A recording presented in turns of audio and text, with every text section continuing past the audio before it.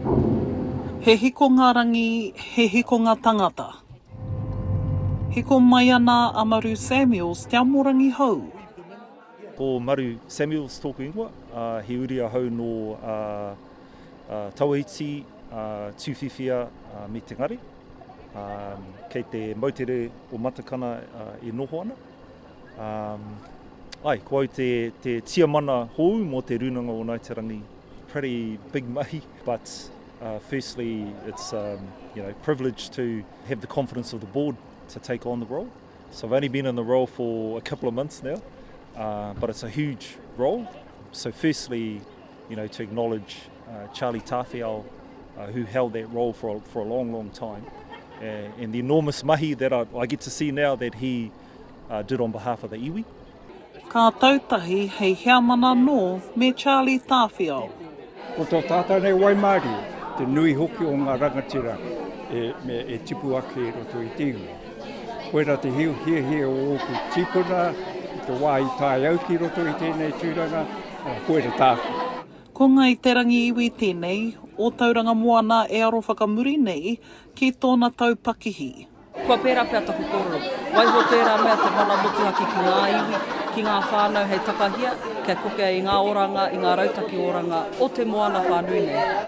Ko te taiao, ko Mauao, tētahi tino aronga. I ki te mātou i ngā wiki kua hori nei, ko ngā marae i whakatūngia i ngā rautaki haumare. Nā rātou hoki e tukuna mai keihia tēhia, nō nei kōwai e orana, kōwai kua ngauti ana, ko te ātāhua o te terenga wai o ngā kōrero i roto i a tauranga moana, i puta i ngā marae, i puta i ngā whānau, kaua ko ngā kaunihera.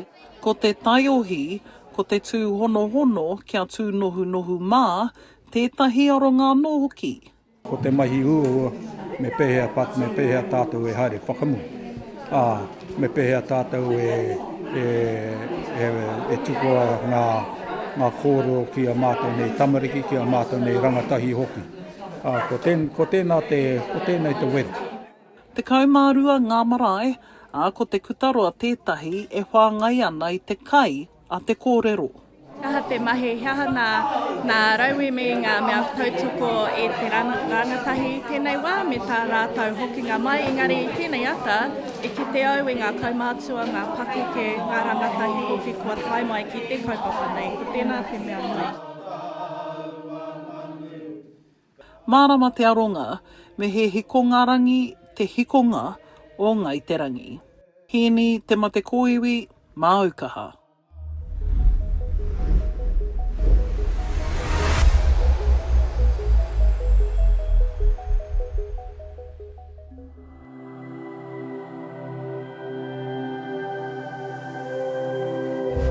Ko te reo, te take.